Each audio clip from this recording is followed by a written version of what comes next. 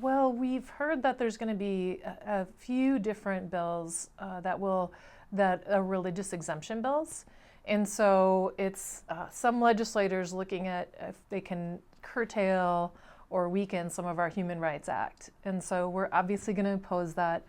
When we passed the Human Rights Act in 1993, we were really excited that Minnesota is a state that really takes a stance that says that all people, including LGBTQ people, should be treated fairly. And so we'll do everything we can to stop that legislation.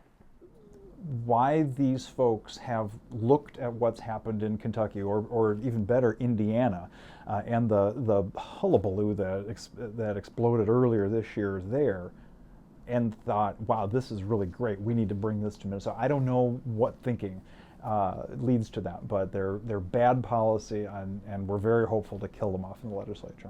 One of the things that we're most excited about is Senate File 2141. This was introduced back in May of 2015 by Senator Scott Dibble, and what it would do is expand access to health care and health coverage for transgender individuals, both adults and, really importantly, for minors. The first part of Senate File 2141 would modify the exclusion that has been in Minnesota law for 10 years that says that public programs such as MA, medical assistance, and Minnesota Care cannot cover what the statute refers to as sex reassignment surgery. And what it would do is actually bring that statute into line with most of where insurance policies are going in this era, which is to say, if it's medically necessary, we cover it. That would include the surgeries. The other part of Senate File 2141 that's really critical is response to the medical needs of transgender minors.